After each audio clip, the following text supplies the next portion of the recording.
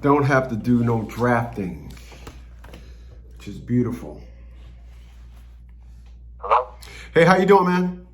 Hey, what's up, man? I Hey. just watching your videos. Say that again, I'm sorry. I said I just was watching some of your videos. How's it going? Oh, my man. Everything's going good, man. You got this consultation, so state your city and state where you live, please. I'm in Gonzales, Louisiana. You said Dallas, Louisiana? Gonzales. Oh, Gonzales. Yes, You sir. sounding a little like it's like a vibration, like blah, blah, blah. Let me see if I can fix that for you. I'm sorry. Uh-huh.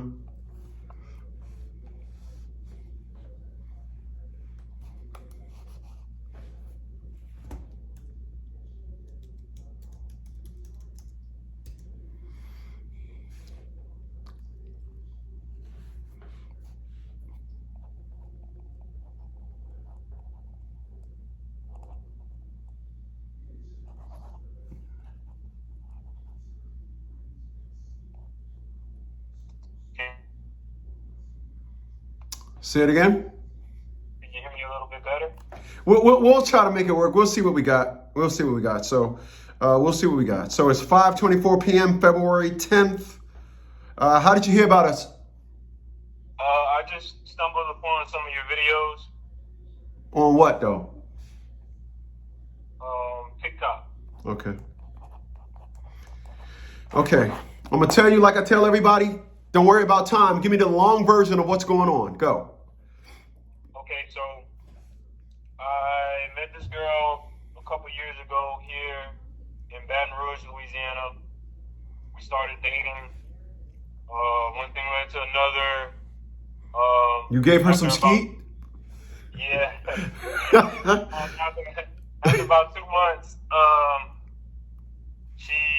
she was down here because she was going to school here, but I live here, so it was time for her to go back home, to which at the time was Houston, Texas, Uh-huh. with her mom, because she was going through some stuff dealing with school, so she was going back home to try to get back on her feet until she can finish or whatever. How old is she? She is 22. How old are you? I'm 29. Okay. All right. Go ahead. So she wasn't honest about that in the beginning. She told me something different. Okay. Nah, I just wanted to see the mentals, to get a mental understanding of just how much, nonsense they be coming up with. But go ahead. Right. So she moved back. I helped her move her stuff back because, at the time we were still cool. I'm thinking, hey, it was a little fling. I might not see her anymore after she goes back home. Who knows, right? Uh-huh. So a couple of weeks after that pops up, she's telling me she's pregnant. So at this point, we hadn't really known each other that long. I'm bringing up DNA testing and things of that nature, and she's giving me the runaround and this and that, a lot of high emotions running. We ended up trying to make the best of it. I went down there to Houston to make some of the appointments with her, and it got to the point where I was real stern about the DNA test, and so about 7 months in, she finally agreed to do the DNA test. So we got the DNA test that you get before the baby comes, and then when I found out that it was my baby, I tried to be a little bit more helpful, and I ended up going down there last year, like the end of December all the way to February. I took a month leave so I can go and be there for when the baby was born and stuff. So the baby was born on January 4th of last year. Mm-hmm. And from that point, I came back home in like around February-ish so I can go back to work and stuff. And she stayed there with her mom. And her mom was pretty much helping her a lot. To Houston to visit, like when I would have some extra time, which was really about twice a month for a little while. And then her mom started having some issues. Her going out late or coming home late after work, not coming on time when she said she was coming back, and her mom having. This is after the baby was born, right? Yeah. And So she dropped the baby. Now she want to go shake it, huh? Yeah. Okay, go ahead. Take the baby home with her mom, and her mom. It didn't sit right with her mom. So it came to a situation where her mom, when I went down there to help her get her stuff, her mom was saying she didn't put her out and this and that. But it came to a point where she decided she wanted to pack everything up and leave. And we also weren't on the best of terms, because I'm like, where you gonna go? Like, you can't you gotta work on that relationship with your mom on your own. I can't be a part of that. That's your mom, So she ended up blocking me over that, and then she had it out with her mom. Wait a minute. You said why she wanted to come with you, and then you said that you got to work it out with your mom. Why did she block you for saying that? She blocked me for trying to. I was trying to make sense of the situation and get her to understand that she got to listen to her mom, because that's who she's staying with right now. No, I got that, but where was she going? I don't know. She just decided to pack everything up and leave. So I was like, well, I mean, she has a cousin that lives here, maybe 30 or 45 minutes away from my house. So the plan was in the beginning that she was going to go stay with her cousin that live in Louisiana, near you. Yeah, so me and my family can help with the baby. How far is Houston from where you live at? Houston is about 4 hours away. Oh, okay. 4 hours. So it was easier if she was closer. So she ended up coming down here, and she had made arrangements with her cousin. So I just let her come here to my house, even though we weren't in a relationship and things, things was getting or whatever like that. Just because it's my child involved, I let her come stay here for a while, right? Boy, you fucked up when you did that. But go ahead. She tried to. I just was trying to. My family was in on it too. They was telling me it was the right thing to do and this and that. No, it wasn't. Go ahead. No, it wasn't. She came here, and she stayed here from about May till basically I just couldn't deal with it anymore, which was about May to the end of July. And then that's when we had an incident where I was trying to bring up a co-parenting plan. I was trying to figure out what we can work out together on our own. And that ended up causing emotions to run high, and we ended up fighting about that. So at this point I was like, you gotta get out, you can't stay here anymore, this and that. And then that's when she went to live with her cousin, which is about 45 minutes away from me. So as soon as that happened, I went to get a family law attorney, right? And so we filed to have 50-50, and I was going to be primary custody because the child was basically living with me. And, we were having her, me and my family were having her more anyway, because she was trying to figure out what she was going to do. And then that was August. That first thing that we filed was the beginning of August. So then the address to her cousin's house where she was supposed to be staying at, and she stayed there from about the beginning of August to the beginning of October. And then when things got heated again is when she left all of her stuff and all of her belongings here. But after weeks of me telling her, hey, you need to come get your stuff. Hey, you need to come get your stuff. My house not a storage unit. Blah blah blah. I ended up packing all of her stuff up for her and bringing it to her cousin's house. You shouldn't have did that. Okay, here's what here's would have been a good idea to do. If she had all your stuff at your house, to solidify the fact that she was living with you, you should have filed for an eviction. When you would have filed for the eviction, it would establish that jurisdiction was where you live at. That's why you should have did that. You should have filed for jurisdiction. You shouldn't have put her stuff out. Let that be a note to you. If you know anybody, they got a female living with them, and it's a situation where you allow her to come live with you, y'all have a fight, and then she just up and leave, file for eviction. Because it established that she was living with you. Because you don't know where she's going to go to try to claim that jurisdiction. You don't know where she's going to try to go to claim jurisdiction as the child with the child at. You don't know where she's going to pop up at. So just know that next time, all right? Right. Okay, so then now the motion, the custody thing is out in the air, but they can't get her served. Oh, really? She's dead. There you go. So, okay. Well, hold on. When did y'all try to serve her? August 6th, or the beginning of August is when we kicked off everything. So, private served, and then she could never catch up with her.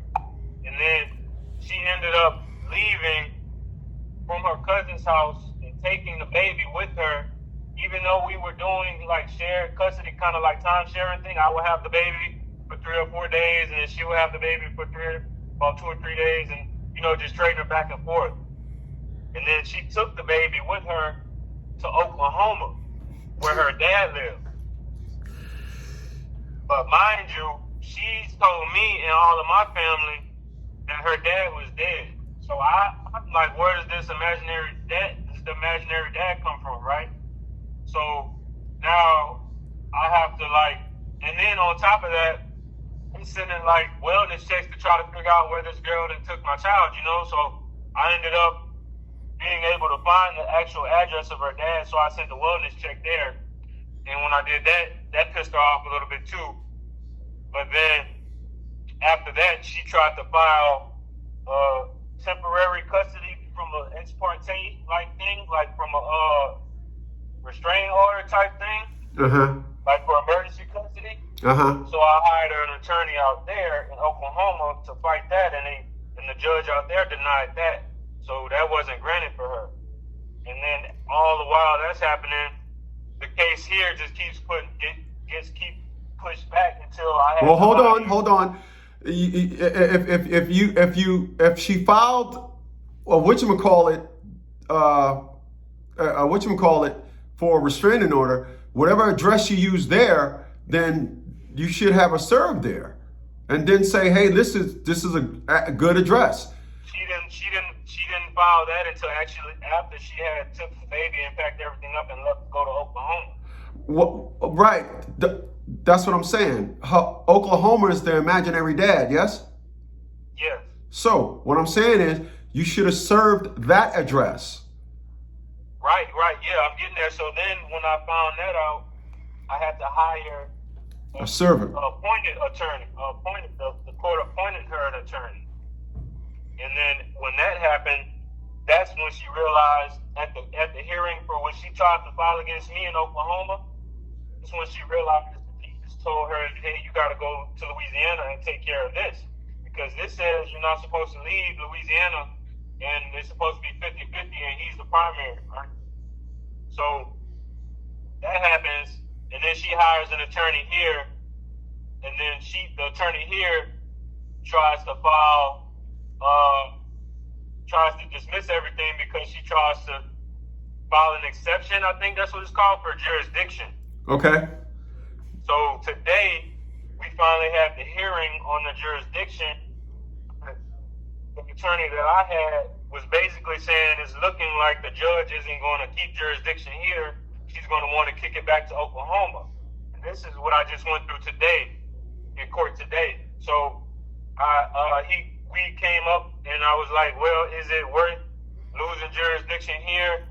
Well, wait a minute. You still have this attorney? Yes. So you just said the attorney is saying, well, it looks like. How?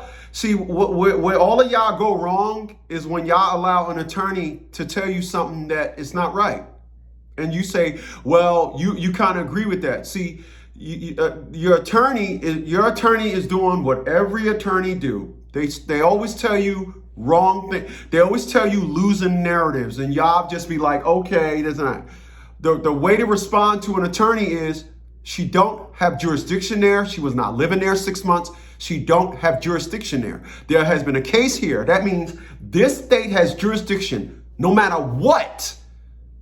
You don't say, oh, well, she was there, so this and all that. And that's not how it works. So you saying, well, does it look like? No. You say to your attorney, I'm a lot confused as to how that's even possible when the case was filed here and we couldn't find her because she lives here. When did you file the case there? At the beginning of August. The beginning of August. And now she's trying to say, so August, and when did she try to file something in Oklahoma? In October. October. So at the beginning of August, she lived with you from, you said, from like May to July? Yeah. Okay, so if she lived with you from May to July, so July, right? So so she lived with you in Louisiana from May until July. How are you filing something in Oklahoma? You wasn't there 6 months. You were just living with me. And that's what I kept telling him. But no, ain't no you kept telling him. You listen. This is how it goes. I basically was kind of like backed into a corner because he's had cases with the judge that I had before, and he was telling me like this judge is not going to give you 50-50 of a 1-year-old over and over. She's going to give you less. She's going to give you like 6 weeks in the summer. And then you gotta explain to me, somebody that will argue, how do you give 50-50 custody to somebody that don't have a house? How do you give 50-50 custody to somebody that lived here, lived there, lived with a mom? In the last 6 months, she had 3 addresses and you have the same address. See, you're once again, I'm gonna say what I said before. You're allowing your attorney to tell you, see, a judge ain't gonna do that. Your situation is not what a judge seen. You should not allow your attorney to tell you what a judge is going to say. That's what the court is for. The judge don't even know the situation. The judge is not going to say, I'm giving the mother custody, and the person don't have a place to live. Right, but see, now we came to an agreement today that I would get like 4.5 months. So I would get like from May 1st to August 15th, and then I would get 2 weeks for Mardi Gras, and 2 weeks for Thanksgiving on the odd years, and 2 weeks for Christmas on the even years. I don't know how you settle for that. I don't know how you settle for that, bro. There's no way on this planet I'm giving custody to somebody. There's no way. I don't know how you settle for that. You paid your attorney? Yeah. You surrender custody to somebody that, once again, like I said, I don't know how long you heard about me, but no offense to you, y'all all do the typical thing that everybody do. You wait to go to court, then you get screwed, and then you call me. You should have called beforehand. There's no way on this planet a person should have won custody. There's no way. Now it's okay. Now I'm gonna call, and then now you got to play uphill. You don't agree to nothing. I mean, a $50 consultation could have saved you a whole bunch of this before. Yeah. I don't know.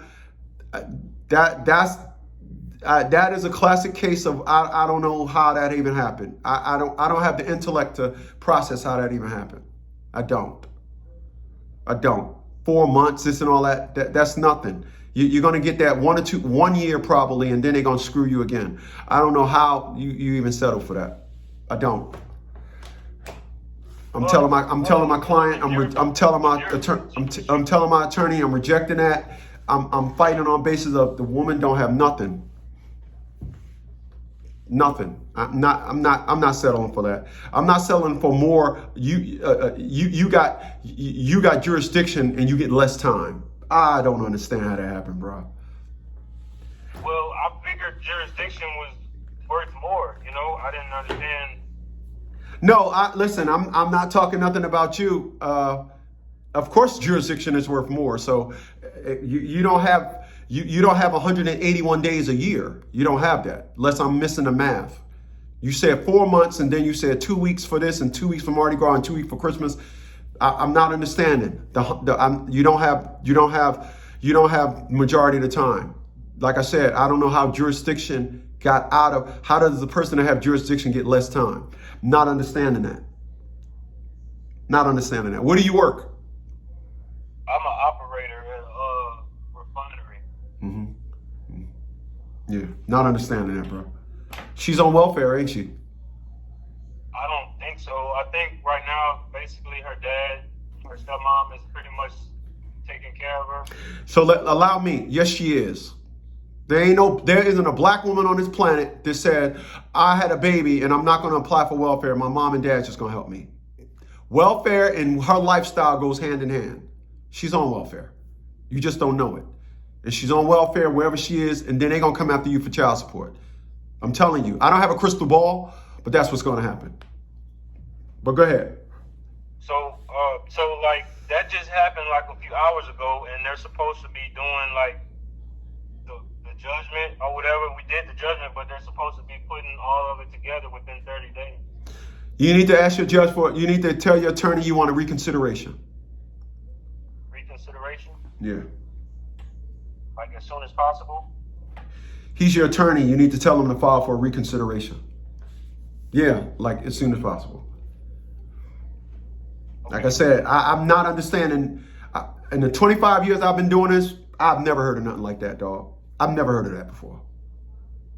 Never heard of that before. Never heard of that before. So if we do that, is she going to go back to the jurisdiction? No. In the jurisdiction? Where you have jurisdiction. There is no jurisdiction. In order for her to have jurisdiction, she have to file a motion with the court and say, I want to move.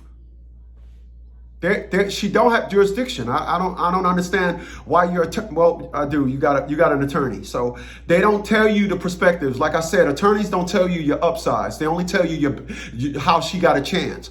They'll tell you a woman in a wheelchair. They'll tell you a woman that's a paraplegic. She can't move. She was subject to a hospital bed. They'll tell you that woman got a chance. Your perspective and how you go at using an attorney is you allow them to tell you stuff as opposed to saying, no. I hired you to do this. I hired you to file this. That ain't what I hired you for. I hired you. You're allowing them to tell you everything. You're allowing them to dictate to you everything. So I'm going to ask you this. I know the answer. You're the plaintiff or the filer and she's the responder or the defendant, right? Right. So if she's the respondent or the defendant, how is this possible, bro? How is this happening? There's no narrative that you can tell me where this makes sense. And the reason why is they're going to take 30 days to write it up because they got to figure out how they're going to fuck you. They're going to figure out how did we ended up getting him to agree to this dumb shit. That's why they're going to take 30 days to figure it out. They got to, we got to write that, and they got to figure this 30 days is just sucker time. This 30 days is, by the time 30 days is up, she's going to file for something and this and that. That's why they're saying 30 days. They're at odds about how this is even working out. She don't have jurisdiction. She don't. They're trying to figure out how do we give somebody, how are we going to write this up to somebody, we have jurisdiction, but somebody can take the child to Oklahoma. I ain't never heard of that before, bro. I ain't never heard of that one before. Boy, that's a new one. So I'm supposed to get the baby back in about 2 weeks for Mardi Gras. You're supposed to have the baby and she's supposed to get custody, but she's supposed to get visitation. So all that you're supposed to get. Hey, when is Mardi Gras anyway? March 4th. Oh, for real? I think I'm gonna come down there this year. I've always wanted to go to Mardi Gras. Yeah, it's fun. Oh, March is right around the corner. March is next month. Oh, okay, good. Yeah, but it's like, she took the baby, so I'm thinking, like, is this even right? I filed, like, national for the missions, children, place, and everything, and nobody wasn't giving me no answers, That's because, hold on. How long you been watching my videos? Not long. I don't know what time that is. Like, about 2 weeks. Okay, so I said this all the time. The reason why, once again, it all falls back to the fact that you have an attorney, and your attorney is not being instructed. You don't know how to instruct your attorney. That's why I was telling you about our ghost service. You don't know how to use your attorney. You don't know all the right things to say to your attorney. You are allowing your attorney to dictate to you everything. If you look at mob pictures, and I tell everybody, if you look at mob pictures, what you'll see is an attorney, as a mobster say, all right, counsel, look here, counsel. I want to get off, counsel. I want to walk. I tell you, counsel, if I do 1 day in jail, you're going to get whacked. I'm going to send Paulie to come get you. That's how you're allowing you hiring an attorney, and you're leaving all the perspectives and all the gears and the workings up to an attorney. And an attorney is not telling you these obvious things. He's not telling you that. He's dog walking you. That's why you're going through what you're going through. You're being dog walked by your attorney. Roof, roof. That was a joke. But you're being dog walked by your attorney. I'm just trying to see what I can do now and how I can get it, what I need to do. Like I said. So you would recommend the Ghost service? Yeah. And I would you do our Ghost service, and every day we're gonna set when you're going through something like this, we have consultations with you every day except Saturday and Sunday. Except we have consultations with you every day, Monday, Tuesday, Wednesday, and Thursday. And what your attorney say? Say that. What your attorney say? Do that. What your attorney say? Boom. We're going to tell you, we're going to send for you word for word what to say to your attorney. Meaning, when you open up your email, it's going to say, blah, blah, blah, blah, blah. You can either forward it to your attorney. We tell individuals, try to save it to yourself and then forward it that way. Because I think if you forward it, it's going to say the origins of where it came from. You don't want them to know about us. But that's just where you're at. That's why you're losing. Right. You need to stop asking your attorney and start telling your attorney. Think it's too late for me to stop? No, it's never too late, bro. No, this is not over. It's never too late. Like I said, if you went to court yesterday, you can tell your attorney, I want a reconsideration. I want her back here. How did she end up coming to court anyway? Her dad just came up back from the dead, I guess. No, I meant, how did you ended up serving her? Is what I'm saying. Yeah, and we was going to proceed without her because I got them to appoint her an attorney. But then she went and hired her own attorneys. She ain't got no money to hire no attorney. Her dad hired an attorney, but he won't do it again. I promise you that. He won't do it again. He thought she was gonna get custody, but she did, unfortunately. But you need to drag her back in court and have her in court. Get her back in court. Get her back in court. So tell them I want a reconsideration. That's it. Yeah. And then I'm gonna get you guys, and then just keep you guys posted on how's it going from there. Correct.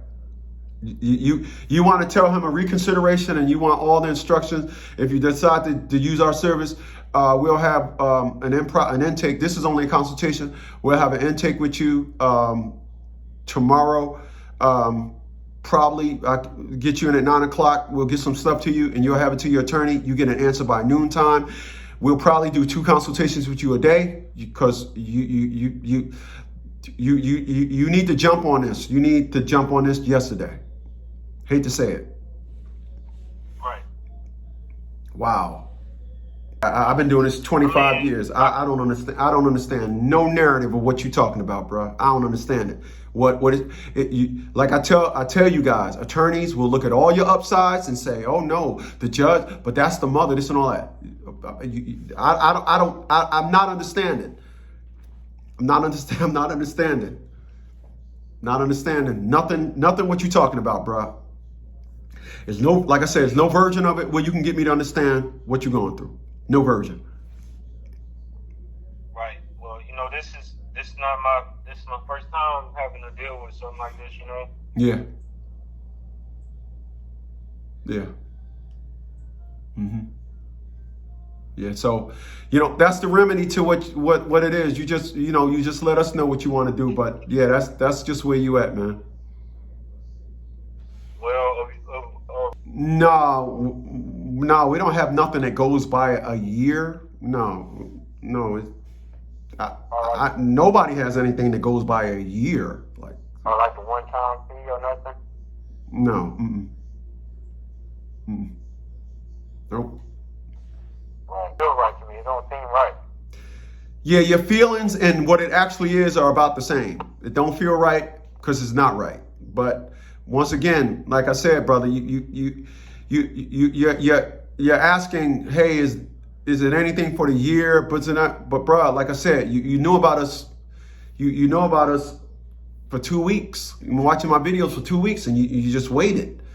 You could have did this consultation the day before. You did what everybody do. I'm gonna just go down there and see what happened. Do you go down there and you get railroaded? You're gonna get railroaded. You're gonna get railroaded. You're gonna get railroaded. I figured I had the upper hand on it. I didn't know it was gonna go down like that. The fact of the matter is not about you having an upper hand. It's about you executing the fact that you have the upper hand correctly. If your attorney ain't put all this stuff in, then the courts ain't gonna know it. The courts don't know she's been living all over the place. You don't even know if she's on welfare or not. You just your attorney allowed a woman to come in there and pose up like she's a sufficient mother. So you gotta put all this in. That's what I'm saying. It ain't got nothing to do. The courts are gonna screw you. You have to. You don't sit down there and give somebody your money and put trust in them. Like I tell individuals, nobody helps you like a father's advocacy group. And all them individuals out there that's just talking child support, advocacy groups, we help on both sides of the fence. So yeah, but I didn't know that either, because most of the stuff I was watching from you was mostly about child support, and that hasn't came up yet. So I figured. I don't know how it didn't. Wow. Yeah, I understand though, but that's just where you're at right now, man. That's just where you're at. I trust you. Yeah, if it wasn't, let me tell you what I don't do. I don't coddle, and I don't tell you nothing that ain't the truth. It ain't a version of the truth. It's not a percentage of the truth. I'm only telling you 100% of the truth. So I get you asking me, but just for the record, let's just say that. If I tell you, it's what it is. So that's just how it goes. I got you. So another guy that got an attorney straight got railroaded. A woman that don't have a house, a woman that don't have a place to live. He's running around trying to find her. He finds her, and then his attorney tells him the judge is going to give her jurisdiction. How does that happen? And another case, you heard it. He listened to us for 2 weeks. He goes to court and then get a boot, and he get a straight boot. I am amazed to the highest power. I am amazed to the almighty scale of dumbsclusivity. Yeah, dumbsclusivity. I am amazed to the scale of dumbsclusivity at how a lot of you men, you just allow yourself to believe in an attorney. You listen to our videos and you say, oh no, he said attorneys don't help you. He said attorney's going to dog walk me into the devil's house. Oh no, I believe in my attorney. I got a good one. I got a good one. And then you listen to him. He got dog walked by his attorney. I just don't understand why individuals don't understand what I'm saying. I just don't. I don't. But that is just how it is. And it is amazing to me. It really is. It really is amazing. But 732-875-9111. And don't forget to subscribe. I'll check you on the next one.